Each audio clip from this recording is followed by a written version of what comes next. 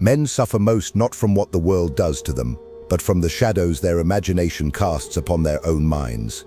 The battlefield of life is cruel enough, yet the mind magnifies each cut, rehearses every betrayal, invents torments that have not yet come and may never arrive. It is not the tyrant's whip that breaks most men, but the silent tyranny of their own thoughts. Reality strikes once, and it passes. But the mind weak, indulgent and undisciplined, returns to the wound again and again, turning a single lash into 1,000, and so men rot, not in chains, but in the theater of their own fears. Understand this truth: the enemy that bleeds you is not always the enemy outside, but the one inside who refuses to be silent. You fear rejection, yet rejection itself is swift. A word is spoken, a door is closed, a woman turns her eyes away, a rival mocks you. In a moment it is finished, but your mind clings to it like a miser clutching coins. You replay the insult, magnify it, decorate it with new humiliations, until it swells larger than the thing itself. The insult is gone, the echo remains, louder than the voice that cast it. This is the folly of men. They let appearances weigh more than realities. They let memory grow heavier than the event itself. What you dread, you often suffer more in anticipation than in the act. The executioner's blade falls once, yet the condemned man dies 100 times in his imagination before steel touches flesh. The clever man sees this and disciplines his mind to obey reality, not fiction. Do not think I speak of trivial weakness. Entire nations have been governed by fear that existed only in thought. A people convinced of an enemy may submit to chains before a single soldier crosses their border. A prince who trembles at phantoms will make cruel decisions to guard against threats that do not exist, and by those very decisions he creates the enemies he feared. In this way, men destroy themselves not because the wolf has entered the pasture, but because they have painted the image of the wolf in their mind until they flee, leaving the field abandoned. Power slips easily from those who confuse their imagination with the hard iron of reality. The wise ruler knows that danger is constant, but he does not multiply it with fantasies. Consider the beggar who fears hunger. The pang in his belly lasts a day, but his dread of tomorrow lasts forever. Or the soldier who has not yet seen battle but imagines his body pierced with arrows, his throat cut by the enemy's blade. These are men defeated before the first blow, because they let thought become more terrible than truth. What is cowardice but the preference for imagined suffering over real struggle? The coward dies 1,000 invisible deaths, while the brave man dies once, on the day appointed. And here lies the bitter paradox. Men who fear pain most intensely suffer it most often, for their fear chains them to endless rehearsals of pain in their own minds. Those who confront reality without flinching are freed, for the truth, however cruel, cannot be exaggerated once endured. It is therefore necessary to train the mind as one trains an army. A prince who wishes to rule must forbid his imagination from becoming a traitor. He must demand that thought serve power, not weaken it. When the mind conjures pictures of humiliation, he must ask, has this humiliation occurred? If not, it is dismissed, as one dismisses a coward from the ranks. When the mind revives a wound, he must answer, this wound is past, it cannot be altered, and to rehearse it is to waste strength that should be used for conquest. The man who masters his thoughts is master of all others, for the crowd is ruled by fear and illusion, while he is ruled only by what is. This discipline is not mercy, it is necessity, for the prince cannot afford to waste courage on shadows when steel is waiting at the gate. Do not believe those who tell you that suffering makes men noble. Suffering is only useful when it sharpens, when it drives the will toward dominion.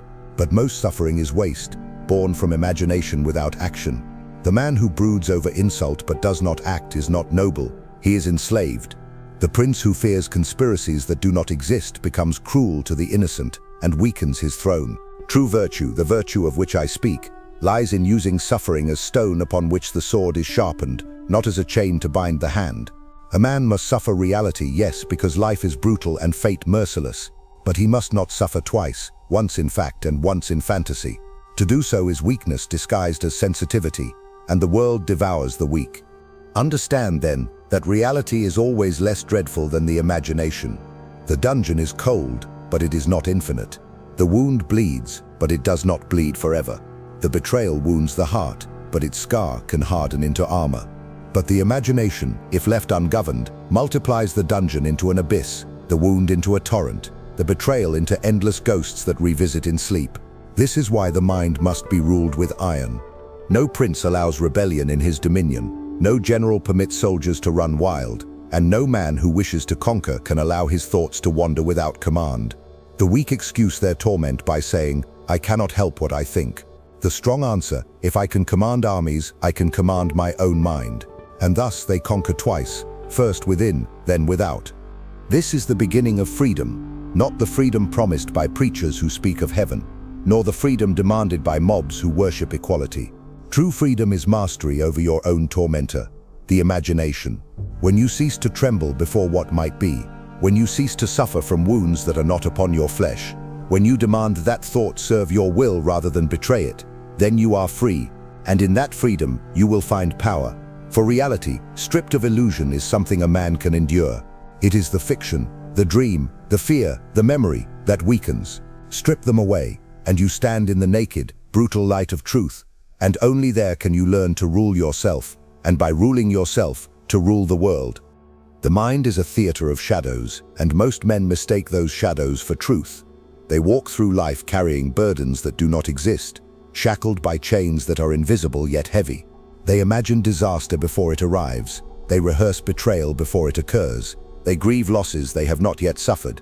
In this way, men exhaust their strength on specters, so that when true hardship comes, they are already broken. It is not the arrow that kills them, but the thousands of phantom arrows they pictured in their sleep. He who cannot distinguish between what is real and what is imagined will always be the servant of his own weakness. The ruler, however, knows this distinction must be enforced with ruthless clarity, for a prince cannot afford to suffer ghosts. He must see what is, not what might be, and act upon the present with sharp decisiveness. Imagine a court filled with whispers of treason. One prince, haunted by visions of betrayal, will kill indiscriminately, spilling blood where loyalty once stood, until he creates the very rebellion he feared. Another, wiser prince silences his mind before his enemies. He asks not, "What if?" but instead, "What is?" He weighs evidence, he strikes with precision, and he destroys only those who truly conspire. One rules his imagination, the other is ruled by it. The difference between them is not chance but discipline. The mind left unchecked becomes like a servant spreading rumors, filling the halls with noise until the ruler believes them. But the disciplined mind is like a soldier, silent until commanded, sharp when unleashed, never speaking unless ordered. If you do not master your imagination, you will forever be mastered by fear. Consider also the man in love, for passion reveals the mind's tyranny more clearly than war. He invents doubts where none exist, rehearses the loss of his beloved before she has left, imagines rivals where there are none, and suffers torments of jealousy that exceed any true betrayal. His joy is crushed not by reality but by suspicion, and suspicion, that illegitimate child of imagination, has destroyed more unions, toppled more alliances, and shattered more bonds than open betrayal ever has. To imagine that you are betrayed is to drink poison before the cup has even been poured. The prince who suspects too much becomes hated, and the lover who suspects too much becomes abandoned. In both, suffering comes not from truth, but from a mind diseased by its own inventions. Do not think that this weakness belongs only to the ordinary man. Kings have lost their thrones because they feared phantoms more than flesh. Commanders have lost battles before the first clash of steel because they trembled at what might be rather than confronting what is. A general who hesitates, seeing ambushes in every shadow, will paralyze his army and invite defeat. Yet the general who advances with calculation, acknowledging danger without multiplying it, secures victory. So it is with life. Men suffer defeat in their minds long before the world defeats them. They die many small deaths before death itself arrives. This is why most men are slaves to circumstances. They have surrendered the battlefield of the mind, and once that fortress is lost, no outer conquest is possible. You must therefore become ruthless with your own thoughts. Just as a prince punishes traitors to preserve the state, so must a man punish treacherous thoughts to preserve his strength. When your mind whispers of humiliations not yet endured, silence it. When it paints disasters not yet real, cut them down as you would conspirators in the square. When it revives memories that no longer serve you, exile them as you would a dangerous rival. Do not coddle your imagination. It is the most dangerous enemy you will ever face, because it wears your own voice. To master others is strength, but to master oneself is dominion. And dominion begins by refusing to suffer needlessly for crimes reality has not committed. There is no virtue in weakness. Do not mistake indulgence in imagined suffering as depth of character. It is not noble to bleed for what has not cut you. It is not wisdom to cry out against wounds you do not bear. It is cowardice. It is waste. The strong man confronts reality as it is, and in that confrontation he grows sharper, harder, more dangerous. The weak man rehearses pain, and in rehearsing it he breaks. Which man rules? Which man survives? Which man leaves a mark upon the earth? Always the one who has banished phantoms and armed himself only against truth. For truth, however brutal, is never as terrible as the mind makes it. And once you accept that, suffering loses its grip and you become untouchable. Remember this: the man who suffers more in imagination than in reality is already conquered. He builds his own prison, he locks the door, and he throws the key away. But the man who forces thought to submit, who refuses to kneel before illusions, lives free, even under chains. For freedom is not escape from circumstance, it is escape from needless torment. Rule your mind, and reality itself becomes lighter, for it is never as dreadful as the shadows you once believed. And when you learn to suffer only what is real, then, and only then, will you be prepared to suffer nothing at all. The masses suffer because they have never been taught that fear is a choice of focus. They cling to it as if it were inevitable, when in truth it is only the fruit of an undisciplined mind. A farmer may toil in his field fearing famine, yet the soil yields what it yields, and no amount of worry will make the harvest greater. His fear does not feed him, it starves him. The merchant trembles at the thought of loss, counting his profits at night. Yet when thieves come, it is not his fear that saves him, but his guards and his courage to resist. The lover imagines betrayal and loses peace long before any rival appears. This is the tragedy of most men. They suffer pain in advance, they bleed before the knife, they shiver in summer fearing the winter to come. Thus their lives are chains woven of nothing but illusions. The wise ruler strips away such waste, for he knows fear is not a counselor but a deceiver, and he will not let deception guide his throne. Think of a ruler who hesitates to act because he suffers in his mind. He sees dangers multiplying at every turn, conspiracies behind every glance, ruin in every decision. He suffers them all in imagination, and in that suffering he delays, he falters, he loses the moment. His indecision becomes the very ruin he feared. Another ruler, equally threatened, hardens his mind. He refuses to imagine more than what is real. He weighs the enemy, he studies the field, and then he strikes. He suffers reality, not phantoms, and because of that he wins. Men often call this courage, but it is in truth mastery of perception. For courage is not the absence of fear, it is the refusal to be ruled by what has not yet happened. To suffer only what is present is power. To suffer what is imagined is surrender. You may see this in the common soldier. One trembles before the battle, dying 1,000 deaths in his mind, as he imagines his body pierced, his blood spilling. His fear crushes him before the first arrow flies. Another stands steady, not because he does not know the risk, but because he refuses to suffer before he must. If he falls once. If he lives free of torment. Such a soldier is worth 10 of the other, for he is not burdened by 1,000 invisible wounds. The same is true for every man who would build an empire, for every leader who would command. Suffer less in imagination, and reality will become light by comparison. Most men cannot bear reality because they have already multiplied it in their minds. The few who endure reality alone find themselves unshaken, where others collapse. This is why discipline is more than practice of arms or law. Discipline begins within. The prince disciplines his tongue to speak with purpose, his hand to strike with precision, his court to obey with order. But above all, he must discipline his mind to silence the clamor of fears, suspicions, and regrets. An undisciplined army flees before the enemy. An undisciplined mind flees before its own inventions. And what is flight but defeat without battle? Thus, the ruler who cannot govern his thoughts will never govern men. For how can you command others when you are the servant of shadows? To master a city, a state, an empire, first master the riot within your own mind. The greatest cruelty men inflict upon themselves is this: they mistake imagination for prophecy. They believe their fears are visions of what must be, and they bow before them. In truth, their fears are nothing but lies told in the theater of the skull. Yet they submit, and by submitting they fulfill them.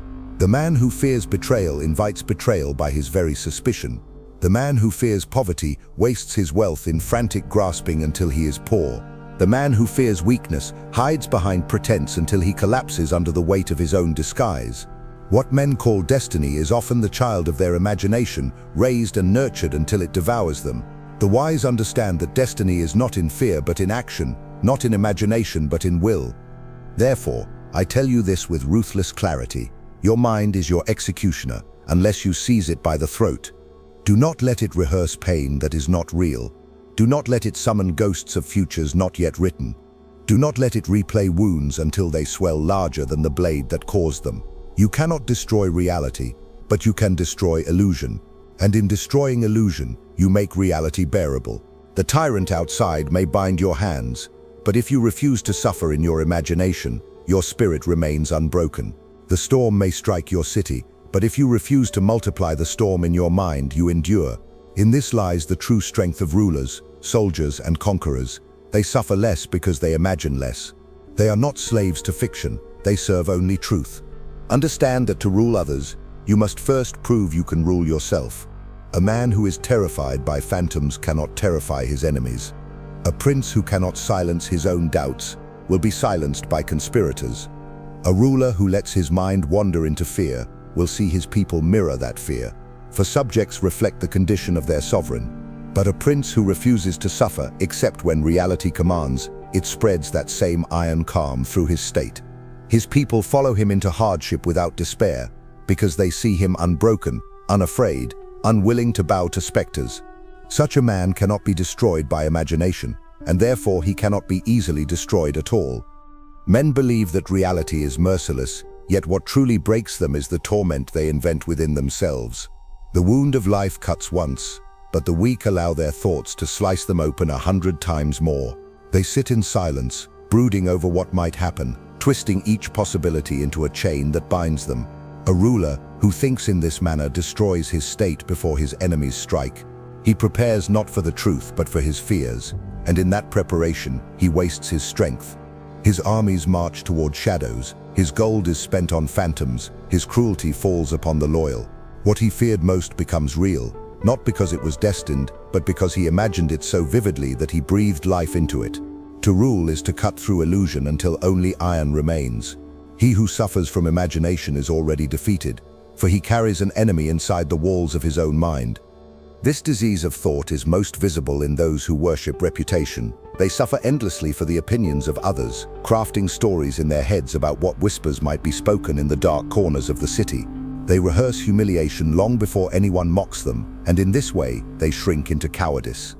Reputation indeed must be guarded, but only in reality, by actions, by strength, by results. The man who obsesses over what others might think is like a dog chasing its own shadow. He is consumed by the fear of ridicule that has not yet been uttered, and in his desperation to escape it, he becomes ridiculous. Better to appear ruthless in reality than to tremble endlessly over imagined disgrace.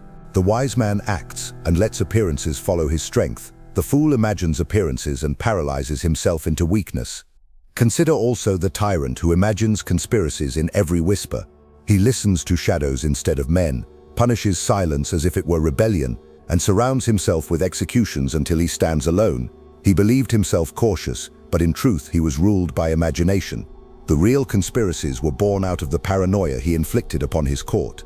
Men who were loyal grew dangerous, not by choice but by necessity, for fear drove them to strike before they too were struck. Thus, the tyrant's downfall comes not from his enemies, but from his own disease of thought. His imagination sharpened the blades that killed him. If he had ruled his mind with the same iron he ruled his people, he might have lived longer. But he allowed fantasy to sit on his throne, and fantasy is the most treacherous ruler of all. The soldier in the field knows this truth more intimately than the philosopher. For he who imagines death at every rustle of the leaves grows paralyzed, his sword trembling in his hand. He dies not at the enemy's strike, but at his own cowardice. The veteran hardened by discipline fears nothing that has not yet come. He knows death is certain, but he does not suffer it before it arrives. And because he does not suffer prematurely, he fights with clarity, strength, and ruthless efficiency. One such soldier is worth more than a legion of men poisoned by imagination. Armies are broken not by spears, but by the illusions they conjure in their collective fear. A general who silences those illusions becomes invincible, for his men die only once, not 1,000 times before the battle has even begun. It is a curious truth that most men cling to their torment as if it were precious. They polish their fears, recite them, pass them to their children as warnings. They mistake this as wisdom when it is nothing but weakness dressed as foresight. They believe that to suffer in advance is to prepare, but it is not preparation, it is surrender. Preparation is action, not agony. To sharpen a blade, to secure allies, to study the enemy, these are preparations. To tremble endlessly over what might occur is nothing but indulgence in pain. The mind, left unchecked, convinces itself that suffering twice is noble, but there is nothing noble in waste. The strong do not suffer twice. They suffer once. At the moment reality demands it, and not a breath sooner. Thus the man who rules his thoughts becomes more dangerous than one who rules armies. For armies can betray, wealth can vanish, fortune can turn, but a mind under command cannot be defeated, because it refuses to be weakened by illusions. This is why rulers fall while prisoners endure. The prisoner who governs his imagination may suffer chains, but his spirit remains unbroken. The ruler who cannot govern his imagination may sit on a throne of gold, yet he trembles at shadows until he dies in terror.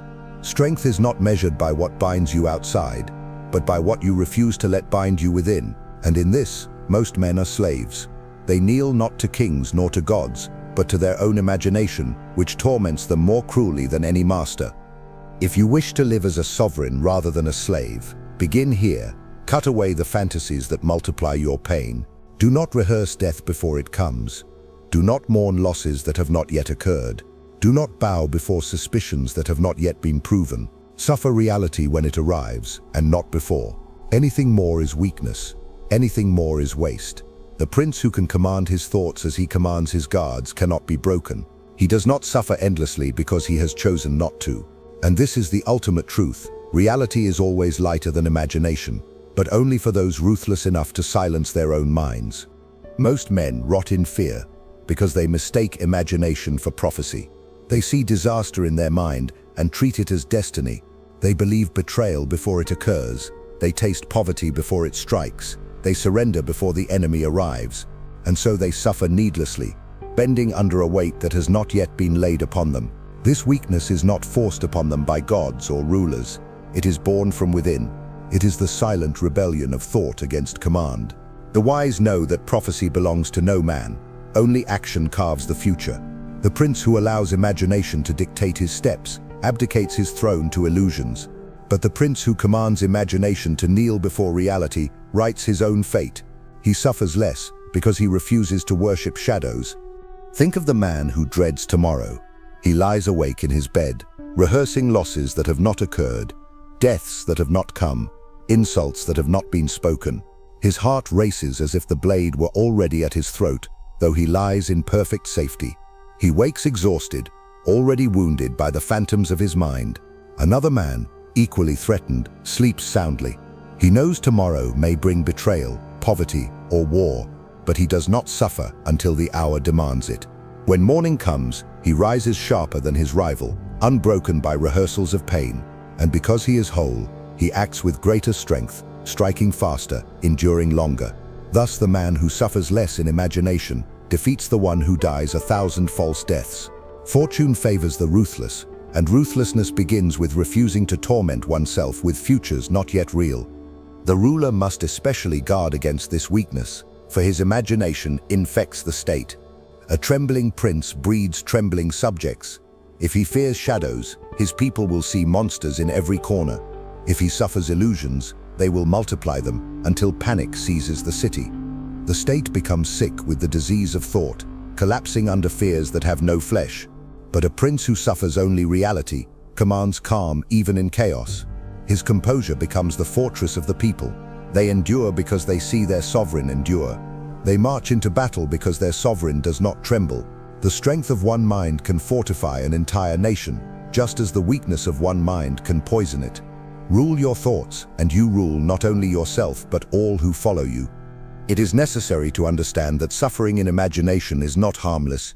It corrodes action. It wastes time. It steals courage. The man who fears too much becomes hesitant. Hesitation breeds mistakes. Mistakes invite ruin. Many empires have been lost not to superior armies, but to inferior rulers who suffered endlessly in thought, delaying decisive blows until opportunity vanished. A prince cannot afford such indulgence. He must suffer only what is real, act only upon what is present, and leave illusion to the poets and the weak. To entertain shadows is to weaken the blade. To rehearse defeat is to ensure it. In power, hesitation is treason against oneself. Consider the paradox. Men believe they suffer because the world is cruel, yet much of their torment is voluntary. Reality cannot be avoided, but imagination can. The wound inflicted by the enemy may not be refused, but the 1,000 wounds inflicted by the mind may be silenced. And yet men do not silence them. They cling to their fears, polish them, nurse them, as if suffering were a form of virtue. They tell themselves it makes them wise, when in truth it makes them slaves. Wisdom does not tremble, it commands. Wisdom does not suffer twice, it suffers once, and then it acts. What men call sensitivity is often nothing but weakness. What they call foresight is often nothing but cowardice.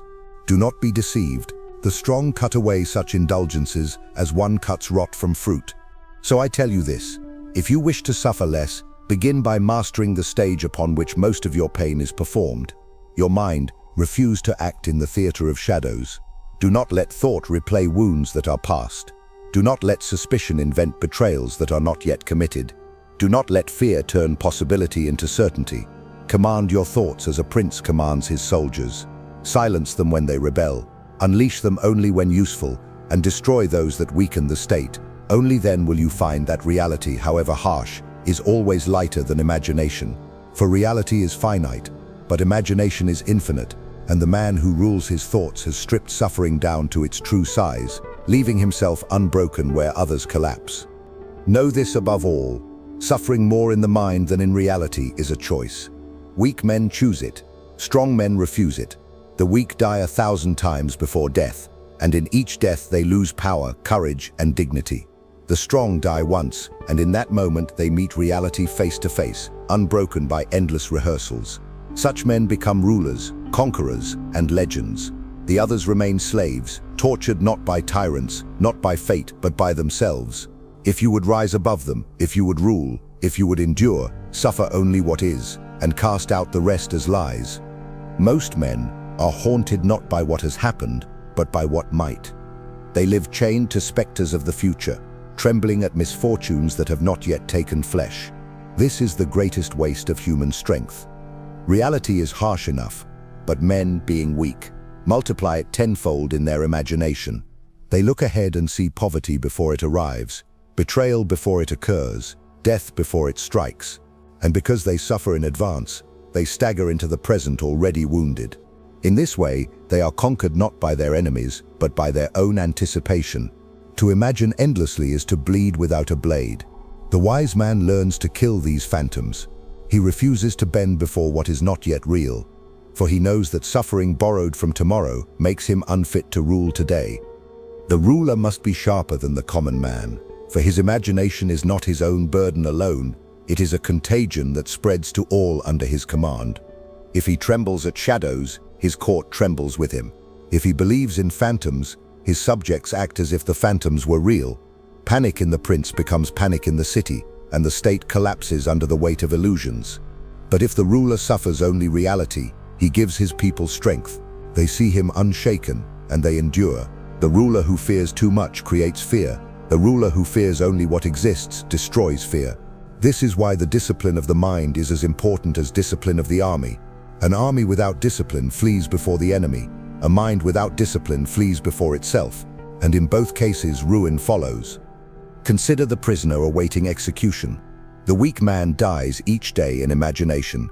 He feels the blade on his neck before it has touched him. He hears the jeers of the crowd before they have gathered. He mourns the loss of his life though he still breathes. By the time he reaches the scaffold, he has been killed 100 times in his own mind. The stronger prisoner, equally doomed, refuses to die until the moment comes. He eats, he speaks, he even laughs. And when the blade falls, he dies once and only once. Which man suffers more? Which man is freer? Not the one who lived longer, but the one who lived without bowing to shadows. The same law governs rulers and commoners alike. Suffering imagined is worse than suffering endured. This truth extends even into the bonds of loyalty. A man who imagines betrayal before it occurs poisons his friendships, strangles his alliances, and drives away his allies. His suspicion becomes a self-fulfilling prophecy, for no one can remain loyal to a man who sees treachery in every face. He believes he is cautious, but in truth he is ruled by illusion. The wise prince watches, but he does not suffer until betrayal is proven. He studies, he measures, he waits, and then he acts with precision. By refusing to bleed in imagination, he preserves his strength for the strike that matters. His allies remain loyal longer, his enemies are revealed in time, and his throne endures. Suspicion may be useful, but to suffer under suspicion is weakness. The wise use it as a weapon, the foolish allow it to wound them. Understand also that indulgence in imagined suffering is a form of pride. Men cling to their fears as if they were jewels, rehearsing them aloud, boasting of their sleepless nights. They mistake their torment for depth, their anxiety for wisdom. But this is nothing more than vanity dressed as virtue. There is no honor in bleeding before you are cut. There is no dignity in trembling before you are struck. Strength is not measured by how much fear you can carry, but by how little you allow to command you. The man who parades his suffering is already enslaved by it. The man who silences his suffering until it is demanded by reality is sovereign over himself. And sovereignty over the self is the first throne upon which all others are built. It is therefore essential to strike ruthlessly against the imagination when it rebels. When your mind revives old wounds, silence it. When it invents betrayals, expose them as lies. When it rehearses future pains, cut them down before they grow. This discipline is not mercy, it is survival, for the imagination, left unchecked, is a traitor that opens the gates to ruin. The man who masters others but not himself is a fragile ruler, easily toppled. The man who masters himself, who refuses to suffer twice, becomes unbreakable. He does not waste his strength on phantoms, he spends it on victory. And victory belongs to those who are ruthless enough to refuse torment that does not exist. Therefore, remember this: reality is cruel, but it is finite. Imagination is boundless, and thus more cruel. To suffer reality is inevitable. To suffer imagination is a choice. Most men choose wrongly, and in their weakness they wither. But you must choose rightly. You must suffer less than others, not by fortune, but by discipline. Endure reality and nothing more. Strip away the shadows, and you will find yourself stronger than all who surround you. For in a world where most men die 1,000 false deaths, the one who dies only once becomes invincible. Men believe their torment proves the world's cruelty, yet most of it proves only their own weakness. They imagine wounds before the blade, betrayals before the act, ruin before the fall. Their minds, ungoverned, are tyrants that torture them more savagely than any ruler could. A prince who succumbs to such weakness destroys himself in silence. He rehearses conspiracies that are not yet formed. He trembles at enemies who have not yet marched. He punishes shadows as though they were soldiers. And in doing so, he wastes the strength needed for true battles. The cunning ruler knows this and refuses to kneel before illusions. He suffers reality when it arrives, and only then. Thus, his pain is rare, his focus sharp, and his dominion secure. Men call him ruthless, but he is merely disciplined enough to suffer less.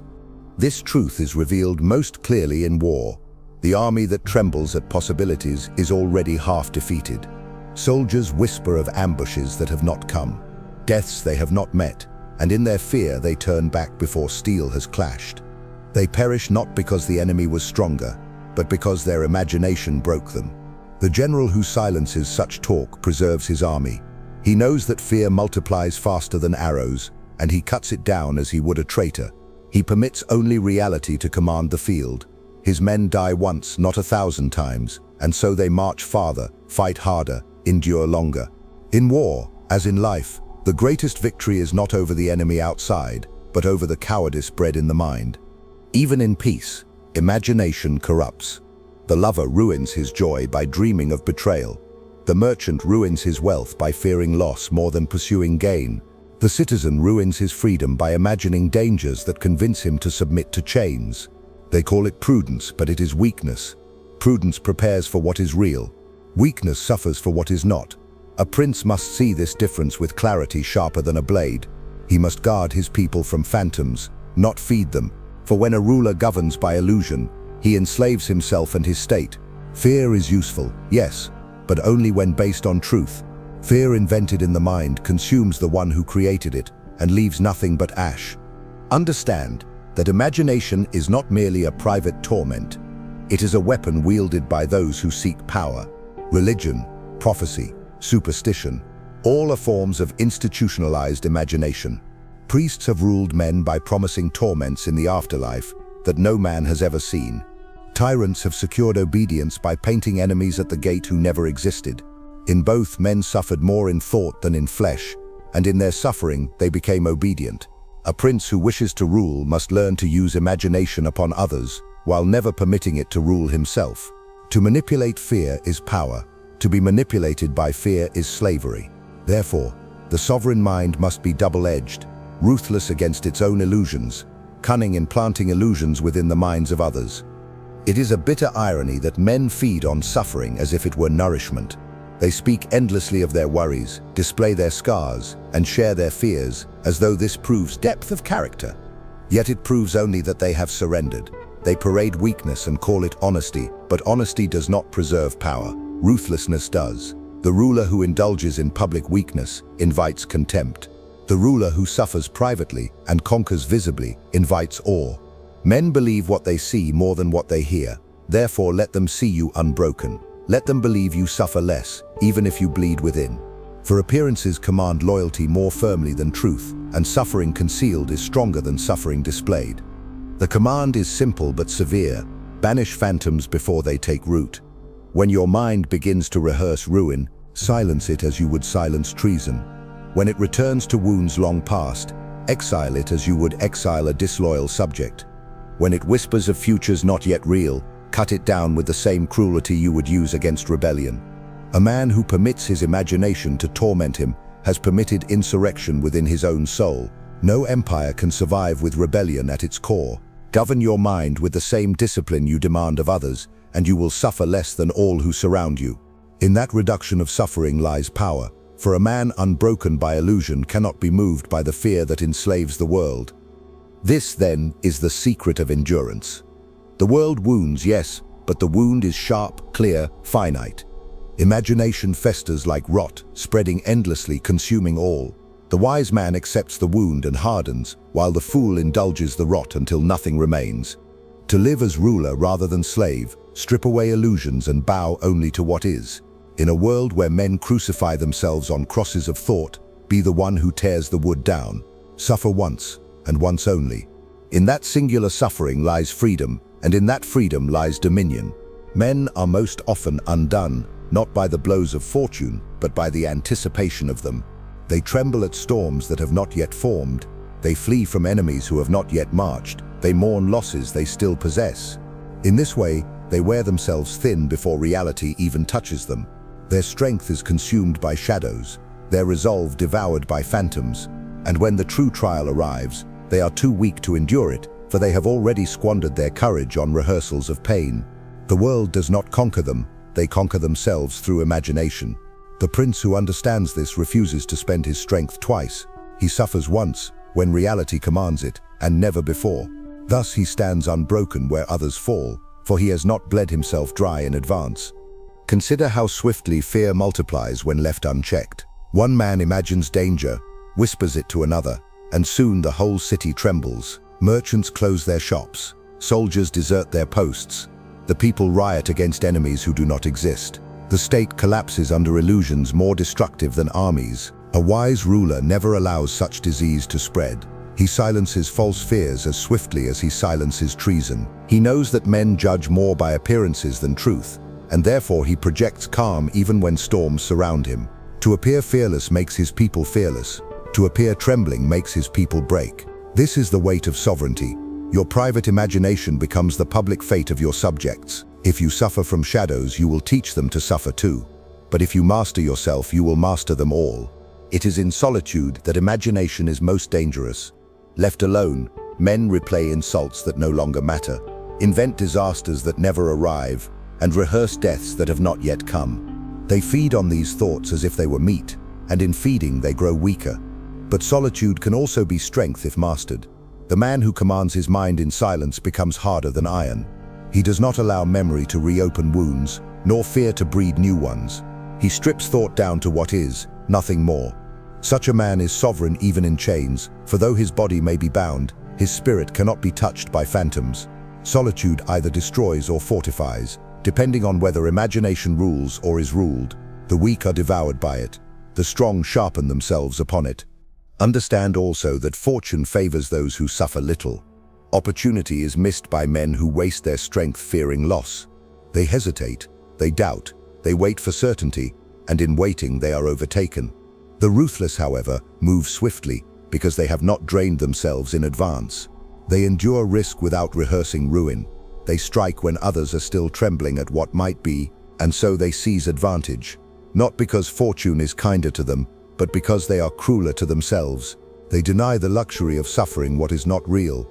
This is why the few rise and the many remain bound. The few live in reality, the many live in imagination. Reality wounds rarely, imagination wounds daily. Who do you think endures longer? Religion has long exploited this weakness. Priests have filled men with fear of torments after death, making them obedient in life. They suffer in imagination more than they ever will in flesh, and by that suffering they submit. The same strategy rules politics. Leaders create phantoms of enemies, spreading terror of what might come, so that men cling to their rulers as saviors. This is the alchemy of power, to plant illusions in others while uprooting them from yourself. If you let imagination conquer you, you are a slave. If you conquer imagination in yourself and command it in others, you are a prince. Thus, the weapon that destroys most men becomes the weapon by which the few rule them. It is not cruelty to exploit this, it is necessity. For men prefer illusions over truth, and he who provides the strongest illusion governs their loyalty. Remember that no man escapes pain. Life cuts all who live. But most men cut themselves deeper than life demands. They call this prudence, they call it sensitivity, but it is nothing but indulgence. The true ruler endures pain when it comes, and never before. He knows that to bleed twice is folly. He refuses to cry out for wounds not yet given, and in this refusal he becomes untouchable. The world can strike him, but it cannot torment him endlessly. His enemies can harm him, but they cannot make him harm himself. He suffers less than others, not because fate is kinder, but because he is harder, and hardness is the true crown of power, for the soft are trampled while the hard endure. Therefore, if you wish to rise above the common herd, learn to close the gates of imagination. Let no thought enter that multiplies your pain. Let no shadow command your strength. Let no phantom dictate your choices. Suffer only what is real, and you will suffer little. Endure reality without rehearsal, and you will endure all. In a world where men crucify themselves daily upon crosses of their own invention, be the one who remains standing, untouched, unbroken. Suffer once and never again. That is the law of sovereignty over self, and it is the first law of sovereignty over the world. Men believe they are defeated by fate, but in truth, they are defeated by themselves long before fate arrives. They do not fall because the enemy is stronger, but because they have already surrendered in thought. They rehearse defeat in their minds until it becomes inevitable. They imagine blows until their body bends under the weight of phantoms, and when the real blow strikes, they collapse, not from its force, but from their own exhaustion. Reality is rarely as cruel as the rehearsals men put themselves through. This is why most are slaves. They obey not kings, not tyrants, not gods, but the endless parade of fears they conjure within. The ruler who wishes to rise above this weakness must learn the art of silence within. He must crush rebellion in the mind, as he would crush rebellion in the streets, swiftly, mercilessly, without compromise. This is not philosophy, it is survival. A soldier who imagines his death before battle dies many times in his own chest. He cannot strike with full strength, for part of him is already buried. Another soldier, equally threatened, refuses to die until he must. His mind remains calm, his will unbroken, his strike sharp. He falls, perhaps, but only once, and until that moment, he is formidable. Which of these two does the general prize? Which wins battles? Always the one who dies least often in imagination. Multiply this lesson, and you see the truth of life itself. The fewer false deaths you suffer, the stronger you remain.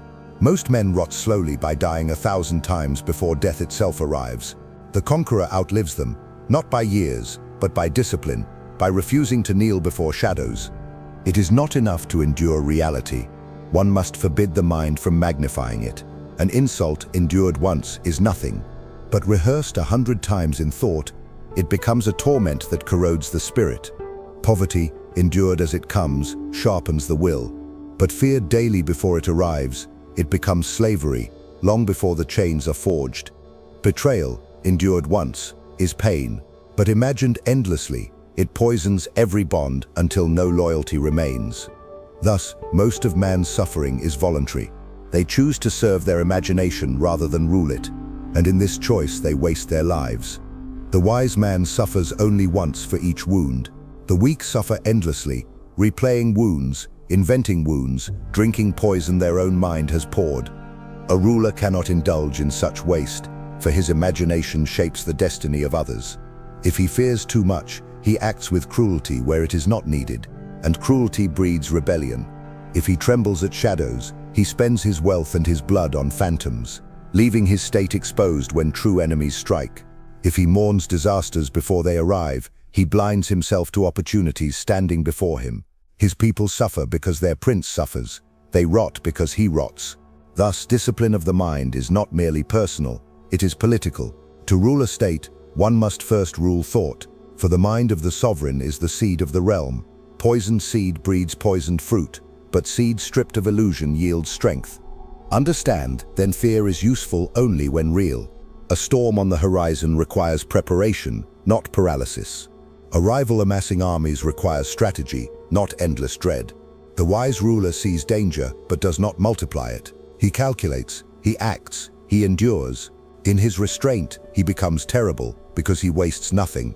His courage is not bravado, it is economy. He does not spend himself on shadows, he spends himself only on reality. And because of this, he is always sharper, always stronger, always feared.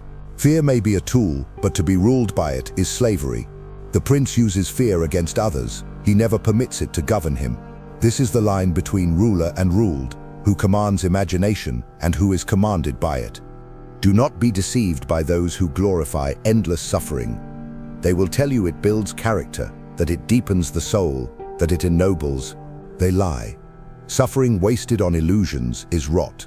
It breaks the will, it softens the hand, it consumes strength without giving anything in return. True suffering, the pain of reality, can harden a man, sharpen him, forge him. But imagined suffering forges nothing, it only corrodes. The strong endure reality and grow from it. The weak indulge illusions and shrivel. Do not mistake one for the other. The world has no respect for those who bleed before they are cut. It tramples them and forgets their names. Only those who suffer once and rise sharper endure long enough to carve their names into history. This is why sovereignty begins with discipline of the mind. No throne, no army, no treasure can secure you if your own imagination is your tyrant. You will waste courage where none is needed. You will surrender victories that were already yours. You will punish yourself more cruelly than any foe could. But if you seize mastery of thought, you suffer less than others, and in that endurance lies supremacy. Men around you collapse under shadows, while you remain untouched. They bleed at illusions while you conserve your blood for reality. They are ruled by fears, while you rule over them through calm. And thus the ruler who governs his own imagination commands not only himself but the fate of nations. Men are destroyed less by what is real than by what they invent in their minds. They suffer endlessly because they allow phantoms to tyrannize them. They imagine ruin and call it destiny. They replay wounds and call it memory. They tremble at futures that may never arrive and call it prudence. This is the great illusion that enslaves the masses. They bleed more often in thought than in flesh. Reality strikes once, but the imagination strikes without end. And so most men are weak before they are touched, conquered before they are attacked, broken before they are harmed. The ruler who would rise above them must first destroy this weakness in himself. He must cut away illusions with the same cruelty he uses to cut away traitors. He must demand that thought serve his will, not wound it. Only then will he stand where others fall. Understand this. The strongest fortress is not stone but the mind. A city may be sacked, an army defeated, a treasury emptied, but a ruler whose thoughts are under command cannot be toppled. He endures what comes without multiplying it. He suffers once, not 1,000 times. He sees danger but does not tremble, for he suffers only what is present. He accepts wounds but does not replay them, for he refuses to suffer twice. He acknowledges betrayal but does not live in suspicion, for he knows imagination is poison. Such a ruler cannot be broken by fortune, for fortune strikes only once. The masses waste themselves in rehearsals of pain. He remains whole, and in that wholeness lies power. Power belongs always to the one who suffers least. This law of mastery is not gentle, it is ruthless. To live as sovereign, you must exile weakness from your own mind. Do not allow your thoughts to indulge in rehearsals of humiliation. Do not permit them to multiply disasters. Do not let them whisper of betrayals not yet committed. To rule is to forbid treason in the mind, as well as the state. Every indulgent thought of suffering is a rebellion. Crush it. Every rehearsal of defeat is treachery. Execute it. Every illusion of pain not yet real is a rival claimant to your throne. Banish it. Govern your thoughts as you govern men, with severity, with cunning, with order. The mind must serve power, not undermine it. Only then will you rise above the common herd, who suffer endlessly because they cannot silence themselves. Remember also that illusions are not merely private, they are weapons. He who cannot govern his own imagination will be governed by the imaginations of others. Priests, rulers, and demagogues have long known this truth. They plant phantoms in the minds of men, and by those phantoms they command obedience, fear of hell, fear of enemies, fear of ruin. These are illusions crafted to enslave, and they succeed because most men are already enslaved to their own minds. But the sovereign who has mastered himself cannot be ruled in this way. He sees illusion for what it is, and he turns it outward, using it as a weapon against others. He plants fears in them while remaining free of fear himself. This is the difference between ruler and ruled.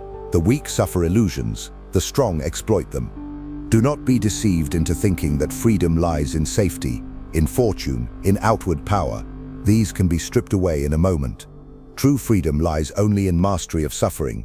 If you suffer endlessly in imagination, you are never free. If you suffer only what is real, you cannot be enslaved.